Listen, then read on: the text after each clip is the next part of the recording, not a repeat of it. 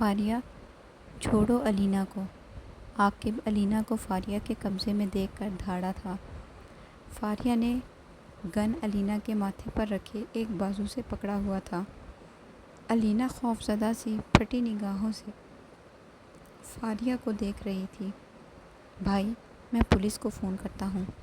پاگل، جاہل لڑکی، آپ فکر نہ کریں، حارث عاقب کو تسلی دیتے بولا۔ پولیس کے آنے تک یہ گن کی ساری گولیاں اس حجابن کے بھیجے میں اتر چکی ہوں گی۔ شوق سے بلاؤ پولیس کو، میں ڈرتی نہیں ہوں، فاریہ فوری چلاتے ہوئے بولی۔ اب عاقب کے ساتھ ساتھ حارث کا بھی رنگ اڑا تھا۔ فون اس کے ہاتھ سے چھوٹ کر نیچے گر گیا تھا۔ ہیرا تو ڈر کے مارے شفق بیگم سے لپٹ کر کھڑی تھی۔ تم نفسیاتی مریضہ بن گئی ہو، میرا اور تمہارا ایسا کوئی تعلق نہیں تھا کلاس فیلو ہونے کے علاوہ، تم کیوں میری زندگی کو اپنی انا کا مسئلہ بنا رہی ہو؟ عاقب علینا کو فکر مندی سے دیکھتے فاریہ سے مخاطب ہوا۔ تم نے اس حجابن کے لیے مجھے ریجیکٹ کیا تھا، اب یہ زندہ نہیں بچے گی۔ دیکھو فاریہ، علینا کو چھوڑ دو، عاقب منت کرتے ہوئے بولا، اور 2 قدم آگے کو بڑھا۔ آگے مت آنا، فاریہ نے فوری وارن کیا۔ حارث کھڑا غصے میں مٹھیاں بیچ گیا۔ شاہد صاحب نے اسٹڈی سے نکلتے یہ منظر دیکھا تو وہیں منجمد ہو گئے۔ علینا کو تم کچھ نہ کرنا، ورنہ میں تمہارا منہ نوچ لوں گا، عاقب نے سرد لہجے میں باور کروایا۔ تو فاریہ طنزیہ ہنسی۔ اتنی تڑپ اس کے لیے؟ میرے لیے تو ہمیشہ بیزاری ہوتی تھی تمہارے لہجے میں، فاریہ نے تلخی سے کہا تھا۔ اس وقت گھر پہ سب کے سب ہی تھے، نوکر کچن میں اور کچھ گارڈن کو سجا رہے تھے۔ لانچ میں گھر والوں کے علاوہ اماں بھی ڈری ہوئی کھڑی تھیں اور دل میں اللہ کا ورد کر رہی تھی۔ اس پاگل کو اندر کس نے آنے دیا؟ اور کون لوگ بیٹھے ہیں صوفے پر؟ شاہد صاحب غصے میں کڑے تیوروں سے بولے۔ آپ کے گھر آنا کون سا مشکل کام تھا؟ سب نوکر جانتے ہیں میں آپ کے دوست کی لاڈلی بیٹی ہوں، فاریہ نے فخریہ انداز میں بتایا تو حارث نے کچا چبا جانے والی نظروں سے اسے دیکھا، پھر اپنے باپ کو۔ لیکن جب سب کی توجہ صوفے پر بیٹھے آدمیوں پر پڑی تو سب کے چہرے کی ہوائیاں اڑ گئیں۔ علینا نے خوفزدہ نظروں سے عاقب کو دیکھا۔ عاقب نے نظروں ہی نظروں میں تسلی دی، لیکن وہ اندر سے خود کافی گھبرایا ہوا تھا۔ میں کرتا ہوں فیاض سے بات، اپنی پاگل بیٹی کو لے کر جائے یہاں سے، شاہد صاحب نے درشتگی سے کہا، کہتے جیب سے فون نکالا۔ بلا لیں، وہ بھی اپنی بیٹی کے نکاح میں شامل ہو جائیں گے، فاریہ نے اطمینان سے جواب دیا۔ علینا اس کی گرفت میں پھڑپھڑا رہی تھی۔ کس سے نکاح؟ کس کا نکاح؟ عاقب کی چھٹی حس ٹھنڈی تھی۔ آف کورس سویٹ ہارٹ، میرا اور تمہارا۔ کب تک اس سڑک چھاپ لڑکی کے فاریہ؟ عاقب فوری دھاڑا تھا۔ اس کے غصے سے رگیں تن چکی تھیں، دل تیزی سے دھڑکنے لگا تھا۔ تمیز سے نام لینا میری علینا کا، میں پہلے ہی وارن کیا تھا، انجام کی ذمہ دار تم خود ہوگی۔ اور چھوڑو علینا کو، میری علینا کو اتنا بھی زخم آیا میں تمہارا منہ نوچ لوں گا اور تم سے نکاح کروں گا میں؟ یہ بہت بڑی غلط فہمی ہے، تم پاگل جاہل کو، عاقب غصیلے انداز میں دھاڑا۔ اچھا، تمہیں اس کی زندگی پیاری نہیں ہے؟ تمسخریہ انداز میں پوچھا گیا تو علینا نے بوکھلا کر فاریہ کو دیکھا۔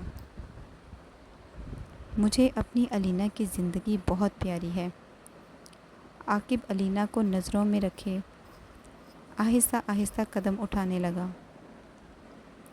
شفق بیگم پریشانی اور خوف سے ہیرا کو اپنے سینے میں بھینچے کھڑی تھی۔ آگے مت آنا، ورنہ یہ زندہ نہیں بچے گی۔ فاریہ پیچھے ہٹتی وارننگ دیتے بولی۔ اس وقت اس کے چہرے پہ کوئی ڈر خوف نہیں تھا۔ فاریہ نے 2 آدمیوں کو اشارہ کیا تو وہ پھرتی سے اٹھے اور شفق بیگم کی آغوش سے ہیرا کو کھینچا اور اس پہ بھی بندوق تان لی۔ اب کہ شاہد صاحب اور شفق بیگم کی جان نکلی تھی۔ چھوڑو میری بہن کو، حارث چیختے ہوئے ان کی طرف بڑھا، لیکن ان کی وارن کرتی نظریں حارث کے قدم تھام گئی تھیں۔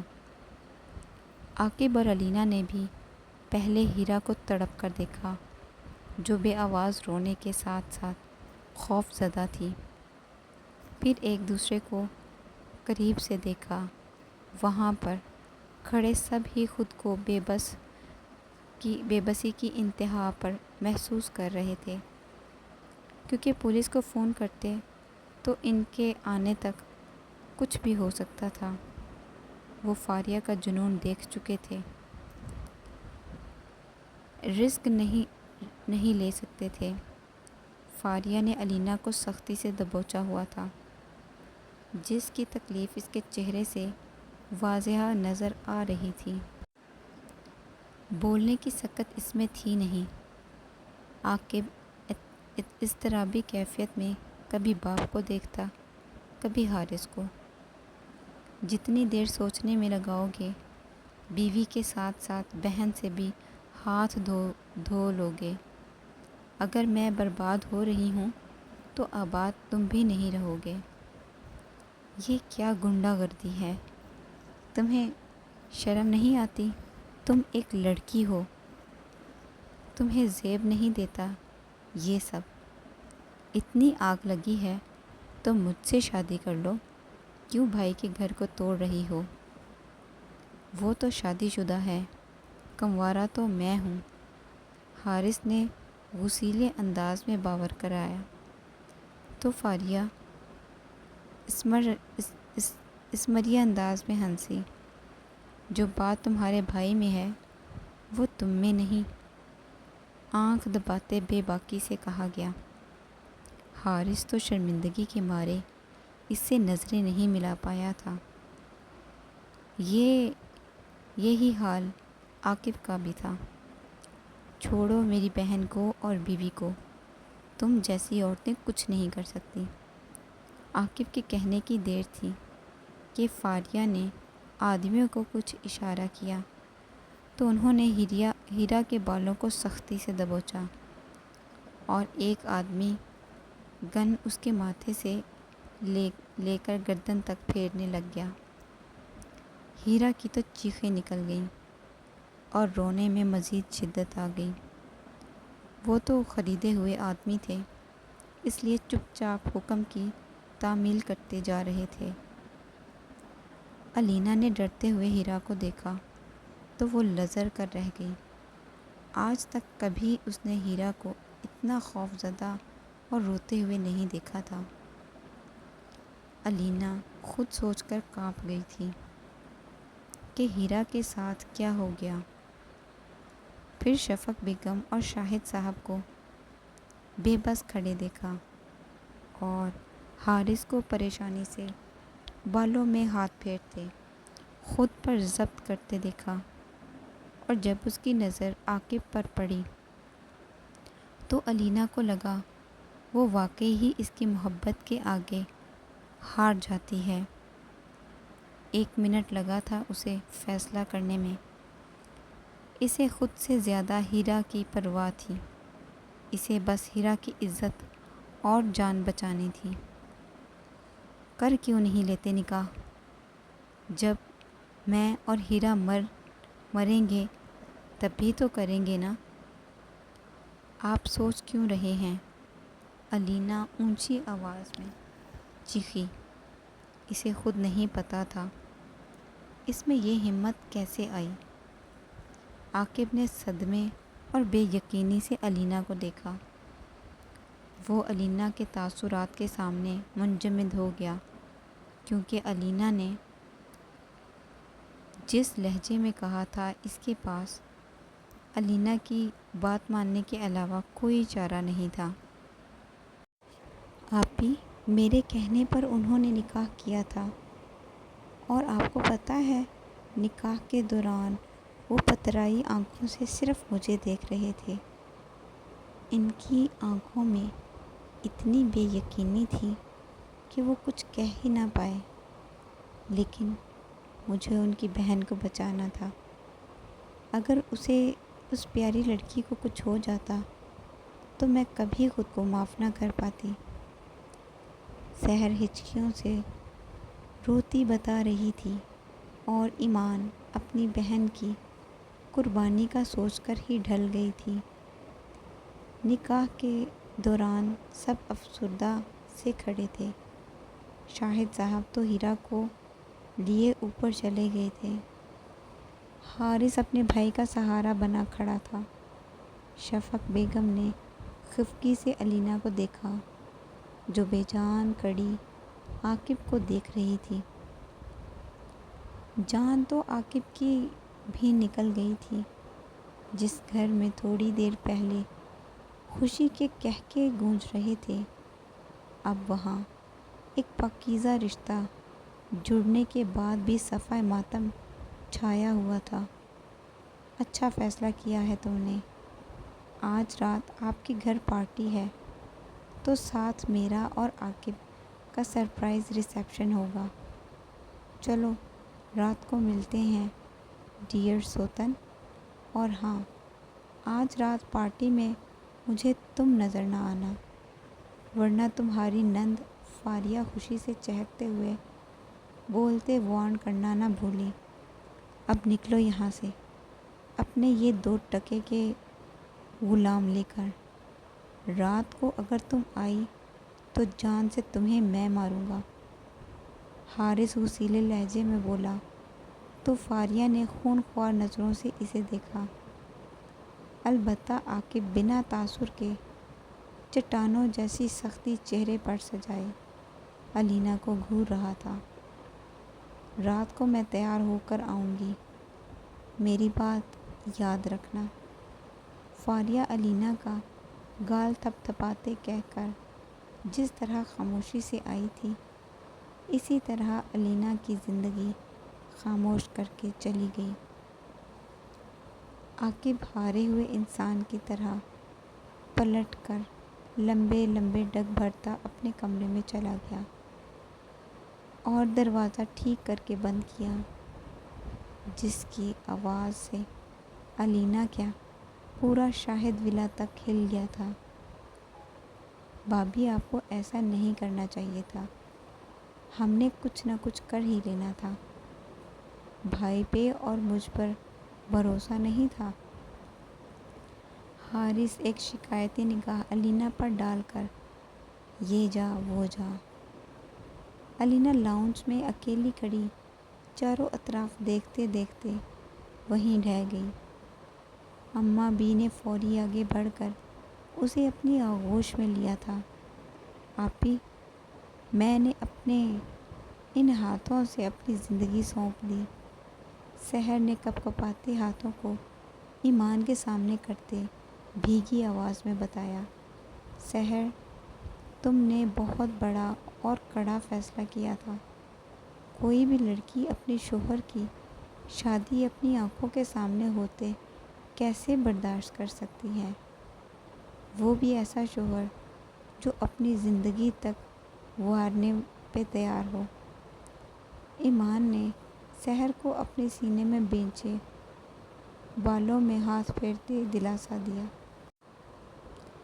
وہ خود بھی بہت غمگین ہو گئی تھیں۔ فاریہ اپنے کہے مطابق رات کو دلہن بن کر اپنے باپ کے ساتھ آ گئی تھی۔ میں ہیرا کے روم میں چلی گئی تھی، کیونکہ آنٹی نہ چاہتے ہوئے بھی سب مہمانوں کو ریسیو کر رہی تھیں۔ لوگوں نے بہت باتیں کی، پہلے ایک چھپ کر شادی کی اور آج ایک اور سرپرائز۔ بہت چامگوئیاں ہوئی تھیں، کوئی بھی ایک دوسرے سے نظریں نہیں ملا رہا تھا۔ فاریہ بے شرمی سے پارٹی میں گھوم رہی تھی۔ یاسر بھائی اور آپ لوگ ملک سے باہر گئے ہوئے تھے۔ وہ خود کو بہت اکیلا محسوس کر رہے تھے۔ یاسر بھائی اور ان کی بہت اچھی دوستی تھی۔ پارٹی کے بعد سب کو ہی ایک چپ لگ گئی تھی۔ انہوں نے عاقب تو مجھے اس دن کے بعد بلانا کیا دیکھنا بھی گوارا نہیں کیا تھا۔ فاریہ الگ روم میں رہتی تھی۔ انہوں نے دھکے دے کر سب کو ہمارے کمرے سے نکال جو دیا تھا۔ اس بات کا بدلہ فاریہ نے مجھے ذلیل کر کے لیا تھا۔ تب بھی انہوں نے کچھ نہ کہا تھا۔ وہ وہاں ہی موجود تھے۔ اچانک میں نے شکایتی نگاہوں سے بھی دیکھا۔ وہ چپ چاپ اپنے کمرے میں چلے گئے۔ میرے اندر کچھ ٹوٹا تھا۔ جو ان پر مان تھا انہوں نے اس کا برہم ہی نہیں رکھا۔ فاریہ کو اور شے مل گئی تھی۔ گھر والے سے مخاطب نہیں کرتے تھے لیکن وہ پھر بھی اپنی چلا لیتی تھی۔ ایک دن مجھے بہت غلط آیا۔ میں روز ان کا انتظار کرتی تھی۔ رات کا کھانا ہم اکٹھے کھاتے تھے کیونکہ وہ آفس سے لیٹ آنے لگ گئے تھے۔ روزانہ چپ چاپ کھا کر کمرے میں چلے جاتے تھے۔ میں خود سے مخاطب کرتی رہتی تھی لیکن اس دن کے بعد انہوں نے میرے سامنے بولنا شاید گناہ سمجھ لیا تھا۔ ایک دن 3 بج گئے تھے لیکن وہ نہیں آئے۔ میں کافی پریشان ہو گئی تھی۔ بھابھی اگر آپ آ کر سو جائیں، بھائی آ جائیں گے۔ نہیں ہیرا، مجھے نیند نہیں آ رہی جب تک آپ کے بھائی گھر نہیں آتے۔ بھائی کا تو فون بند ہے، کسے کانٹیکٹ کریں؟ وہ دونوں ابھی باتیں کر ہی رہے تھے جب بکھری ہوئی حالت میں کوٹ ایک بازو پر ڈالے عاقب اندر آیا اور بنا ان دونوں پہ توجہ دیے سیڑھیوں کی طرف بڑھ گیا۔ کہاں تھے آپ؟ علینا نے بے قراری سے پوچھا۔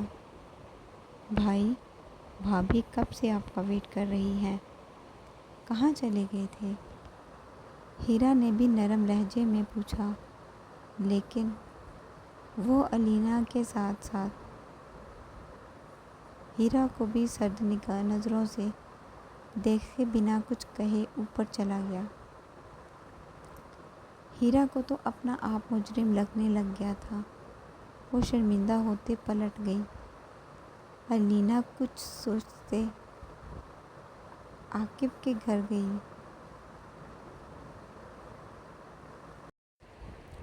عاقب کے کمرے میں گئی۔ آج اس نے پورے 2 ہفتے بعد اپنے کمرے میں قدم رکھا تھا۔ عاقب بیڈ پر چت لیٹا ہوا تھا۔ گھنی پلکوں تلے بند آنکھوں کے نیچے گہرے سیاہ حلقے۔ بڑھی ہوئی شیو میں پورا ٹوٹا اور بکھرا ہوا لگ رہا تھا۔ علینا کا تو دیکھ کر دل ہی کٹ گیا تھا۔ اس کا حال کون سا مختلف تھا؟ کھانا لاؤں؟ علینا نے تھوک نگلتے اپنے آنسوؤں کو اندر دھکیلتے پوچھا لیکن جواب نہ آیا۔ میں آپ سے بات کر رہی ہوں، دیواروں سے نہیں۔ آپ کے تیز لہجے میں باور کروایا گیا تھا۔ یاد آ گیا تمہیں اس کمرے میں آنا کہ یہاں 4 دیواروں کے بیچ ایک انسان بھی رہتا ہے؟ استہزائیہ انداز میں پوچھا گیا۔ علینا تو نظریں ہی پر آئی تھیں۔ عاقب علینا کو افسوس سے دیکھتے فریش ہونے چلا گیا۔ جب فریش ہو کر واپس آیا تو علینا کو اسی پوزیشن میں ہونٹ کچلتے کھڑا پایا۔ عاقب نے لب بھینچتے اپنے ہاتھ سے علینا کے ہونٹ کو چھوتے دانتوں سے آزاد کیا۔ وہ عاقب کی کمزوری تھی۔ میری ذات کو زخم دیتی ہو کافی نہیں ہے، جو اب میری زندگی کو بھی زخموں سے لہو لہان کرنا چاہتی ہو؟ عاقب طنزیہ انداز میں بول کر شکایتی نظروں سے دیکھتا بیڈ کی طرف چلا گیا۔ علینا تو اس کی بات اور لہجہ دیکھ کر تڑپ گئی تھی، بے تابی سے اس کے پیچھے لپکی۔ آپ خود کو سمجھتے کیا ہے؟ وہ غصے سے پوچھا گیا، لیکن عاقب نے کوئی جواب نہ دیا۔ علینا کو سمجھ نہیں آ رہا تھا کہ کیسے اسے پھر سے بولنے پر اکسائے۔ میں آپ سے بات کر رہی ہوں، جواب کیوں نہیں دے رہے؟ اونچی آواز میں جھنجھوڑتے ہوئے پوچھا گیا، لیکن جواب نہ آیا۔ اب اندازہ ہو رہا ہوگا آپ کو میری اذیت کا۔ جب کسی کے ساتھ زبردستی کی جاتی ہے تو کتنی تکلیف ہوتی ہے۔ یہ مکافات عمل ہے۔ جیسے آپ نے مجھ سے زبردستی شادی کی، شکر کریں آپ کے ساتھ بھی ویسا ہی ہوا۔ آپ کی بہن یا بیٹی کے سامنے آپ کے کیے کا انجام نہیں آیا۔ آپ کو خود یہ اذیت سہنی پڑ رہی ہے۔ میں نے بھی ایسی ہی اذیت برداشت کی تھی۔ استہزائیہ انداز میں یاد کروایا گیا تھا۔ تم نے یہ اذیت برداشت نہیں کی تھی جو میں کر رہا ہوں۔ مجھے اس لڑکی کو دیکھ کر بار بار خود سے نفرت ہوتی ہے۔ میرے نام کے ساتھ اس کا نام جڑ گیا، یہ سوچ سوچ کر خود سے کراہت آتی ہے۔ تمہیں ہوئی تھی مجھ سے نفرت؟ تمہیں خود سے کراہت آئی تھی؟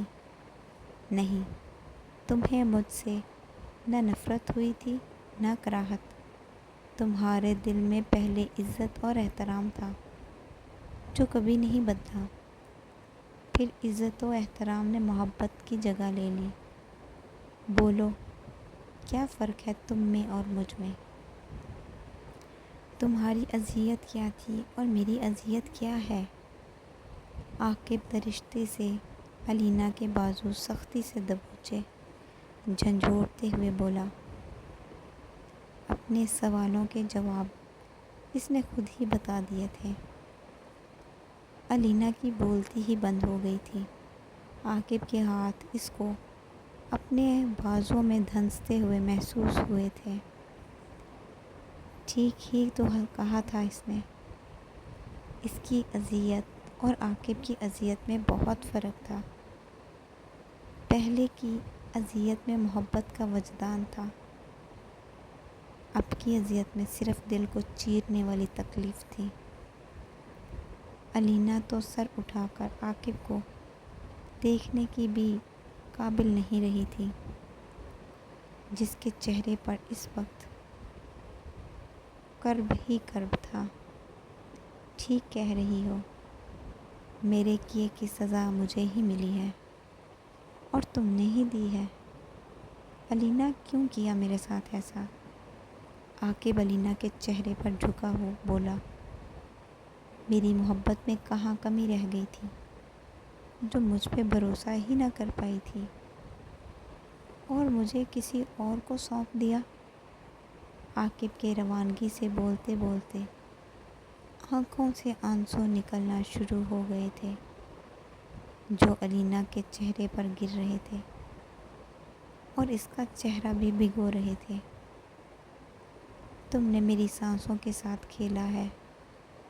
تم جانتی ہو، میری ہر سانس تمہیں پکارتی ہے، تمہاری قربت چاہتی ہے، لیکن تم نے اچھا نہیں کیا۔ عاقب بولتے بولتے تھکے ہوئے انداز میں علینا کے قدموں میں ہی رہ گیا۔ 2 ہفتوں کا غبار تھا، اتنی جلدی تو نہیں ختم ہونے والا تھا۔ علینا نے عاقب کے سامنے نیچے بیٹھتے اپنے ہاتھوں کے پوروں سے اس کا چہرہ صاف کیا اور پورے استحقاق سے اس کے ماتھے پر اپنے لب رکھے تھے۔ عاقب نے ویران آنکھوں سے اسے دیکھا۔ اگر میں ایسا نہ کرتی تو ہیرا کے ساتھ کیا ہوتا ہم تصور بھی نہیں کر سکتے تھے۔ میری خیر تھی، لیکن ہیرا کے گرد 2 مرد کھڑے تھے اور ہم سب بے بس تھے۔ تم نے ہیرا کو بچاتے بچاتے اس کے بھائی کو پاتال میں دھکیل دیا ہے۔ آپ ہیرا کو اسی لیے نہیں بلاتے۔ اس میں اس کا تو کوئی قصور نہیں، قصور تو صرف میرا ہے۔ یہ سب میری وجہ سے ہی تو ہوا ہے۔ میں جانتی ہوں اگر میں آپ کی زندگی میں نہ ہوتی تو آپ کو اور آپ کے گھر والوں کو اتنا ٹارچر برداشت کرنا پڑتا۔ علینا نے افسوس کرتے عاقب کو سمجھانا چاہا۔ عاقب نے بے خودی سے نام سر ہلاتے دونوں ہاتھوں میں علینا کا چہرہ تھاما۔ نہیں، ایسا مت سوچنا۔ اگر یہ اس وقت کا ہونا لکھا تھا تو اب میں اس کو بدلنے کی صلاحیت رکھتا ہوں۔ میں اسے آزاد کر دوں گا، لیکن تم خود کو قصوروار نہ کہنا۔ میں یہ وجہ ہی ختم کر دوں گا۔ ہمارے ہاتھ میں کچھ نہیں ہے۔ شکر کریں اس نے مجھے جانے کے لیے نہیں کہا۔ وہ ہمارے درمیان رہ کر لڑ رہی ہے، علینا نے بھیگی آواز میں کہا تو عاقب نے تڑپ کر علینا کو اپنے سینے میں بھینچ لیا۔ میرے اور تمہارے درمیان کبھی کسی کو آنے نہیں دوں گا، علینا کے گال چومتا مدہوش لہجے میں بولا۔ لیکن وہ یہ بھول گیا تھا، فاریہ ان کے درمیان نہ چاہتے ہوئے بھی آ گئی تھی۔ دروازے کی اوٹ میں کھڑا وجود سب سن چکا تھا۔ اب اپنا سائیں سائیں کرتا دماغ تھامے اپنے کمرے کی طرف چلا گیا۔